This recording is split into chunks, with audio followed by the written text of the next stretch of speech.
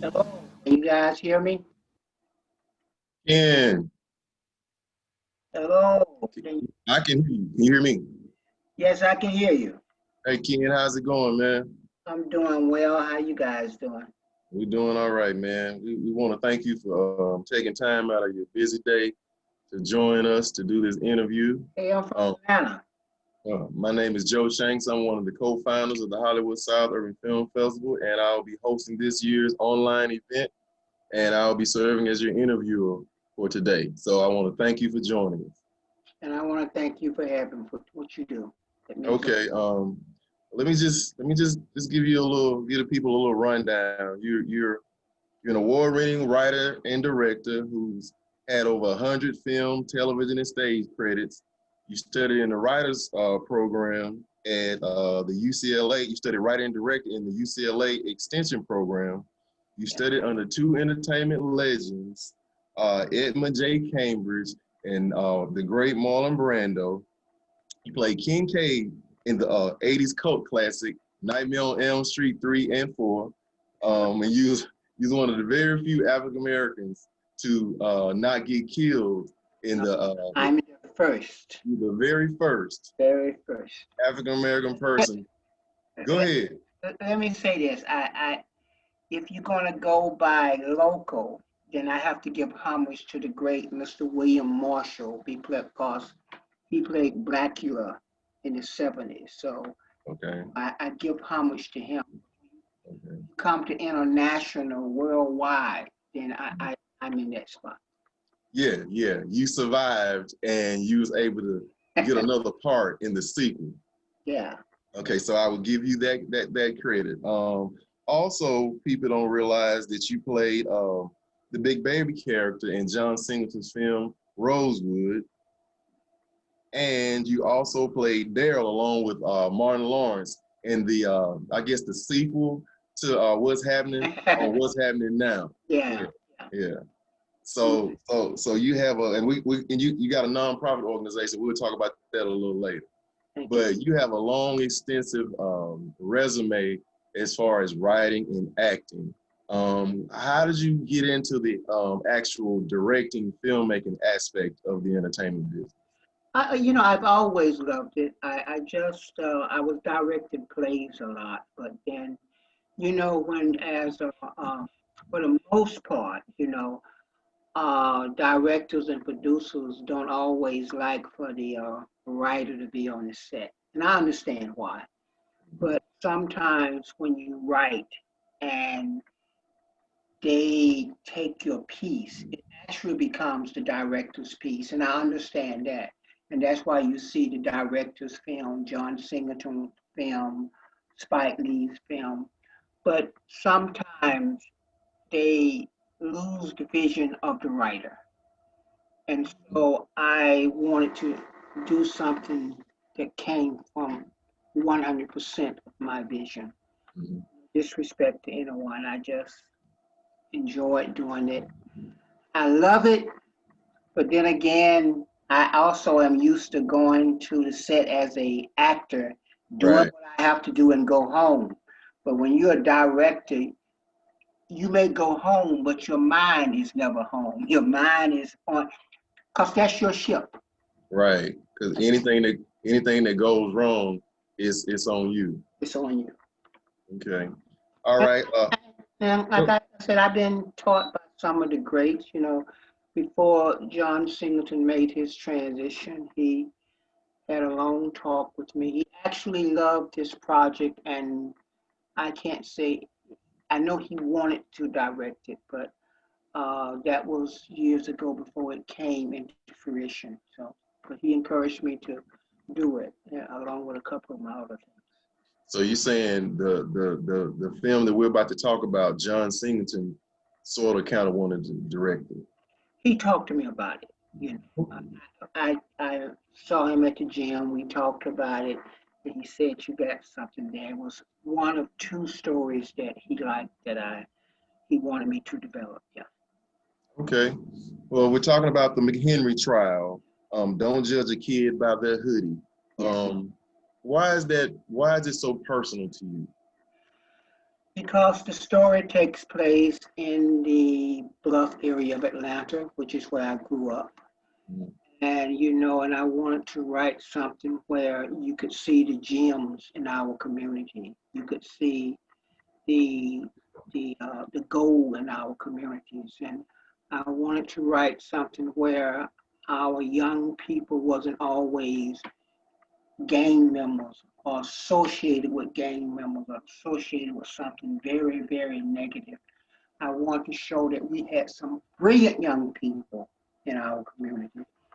And I want to show a father and son. I just want to show something that was different, which a lot, at first I took this to three white producers who said it would never work, it would never make sense. And then about 3 months later, the white lady that was a part of that group asked to meet with me outside of, their office, and they had split up. And she said that they all loved the story.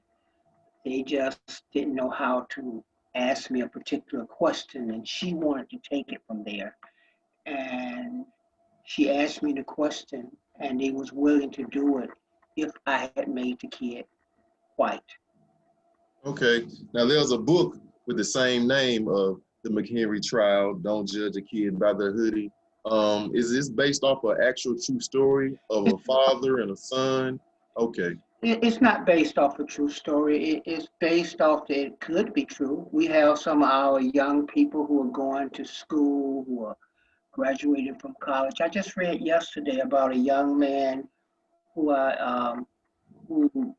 is going to be a sophomore, and he's just 12 years old.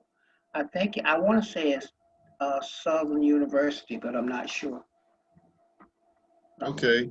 Um, well, what was it like, directing? You had probably one of the greatest actresses of our time, Miss Loretta Devine, who's an she's a Emmy Award winner. She's won 8 NAACP awards, and one of the themes of the film is sort of like family and backbone, the strength of a family. She played the matriarch of this film. What was it like working with her? Great. She's in real life, she's like my sister. So Mhm. um, and the day that we shot her scenes, she had to go and she was going to a big Emmy function. Mhm. So she said, I can do it if you have me out of there about 3 o'clock. Right. And when I called her and asked her, I just didn't think it was going to happen. So it, that old phrase, if you don't ask, you don't know, that's what it was about. So And you asked and she accepted. I asked, I asked, Okay. and she said yes. Okay. She believed in the Now project. say that again. She believes in the project, and she believed in what it was about. Now, do you have any hopes of making this into a feature-length film? Oh, Because yes. it stops right in the meat of it, right when the juice is about to flow. It starts right in the middle of it. So I want to ask you, do you have plans of making it into a feature? Yes, that's my whole point in doing the short film. And my whole point in getting someone like Loretta Devine is that if I am blessed enough to direct it, I will be a first time director of a feature film. So if the screenplay was written before the book, Mhm. and so it's my hope. Right now, it has received awards from all over the world, Mhm. literally all over the world. It has received almost 100 uh, nominations right now. And Wow. so it's very fresh, it's very new, and I want to see it in the big screen. My vision is to see this in the theater so such families can go and see this little hero. Mhm. So yes, there is a screenplay. There's a full-length screenplay already. Do you know the young man personally? Did you have to go through a big casting call to find him? Because he I, seemed like he's perfect for that role. I went to a casting. I went to a casting, and he was. I saw several talented young men, and he was the one that looked to be most vulnerable, and so that's what attracted me to him. And his mother said he really, really wanted to do it. And so I spoke with the casting director, and she spoke with the mother. And he didn't live in Los Angeles, by the way. He lives in Sacramento. And so we worked it out that I would shoot the film during the weekends so he could come down. And the first scene he had was with Loretta. And I was kind of nervous because Loretta was, time was something she had to do, take care of. And so the kid knew his line. He was right on point. And so he made it easy for me. So he came and he hit the levels. And then the gentleman, Haran, that played his father, I had, they had been communicating before we shot the film. So there was a relationship before we went before the camera. Okay. All right. Before we let you get up out of here, we want to talk about your nonprofit organization, GBC Giving Back Corporation. It's a nonprofit, and I guess I think it's you help inner city kids and help with like their school supplies and things like that. Could you elaborate on it a little more? It's called the Giving Back Corporation in a nutshell. When I was in high school, myself and a couple other young men, we was doing that crazy stuff, picking at this elderly lady who was going from house to house with a fruit jar collecting money, and we would joke with her. Long story short, the joke was on us because when we went off to college, she knocked on each of our doors the day before we was to go to college and gave us some money to pay for our books. Mm-hmm. She wasn't begging for herself. She was begging for us to have an education and to have the tools to pay for that we needed for our education. And along the way, God has blessed me. So, and I have always been giving back. So I promised God, if He got me to a level, I was going to always pay for somebody's child books when he was in school. And so as of this year, I have helped over 560 kids through college. I didn't want to say when I make it, when I do this here, I leave everything that I do, I buy somebody's child a book for their education. Wow, I think that's fantastic, man. I think that's very inspirational as well. So when is this going to be screened? I'm asking. So Huh? I would like to come back. Is this going to be in a theater? Well, because of the COVID-19, they're not allowing us to have the film festival physically in movie theaters in Atlanta. So me and my partner, we got together and we said we were gonna give everybody the best online screening experience that we can. So it's gonna be online this year. And I thank you. Yeah. Thank you. Is how can people follow the progress of the McHenry trial, and how can people contribute to your nonprofit? Is there any like online social media or website they can go to? It's called the Giving Back Corporation. www.gbcgivingbackcorporation.com, and or you just type in Ken Sago's Giving Back Corporation, I will come up.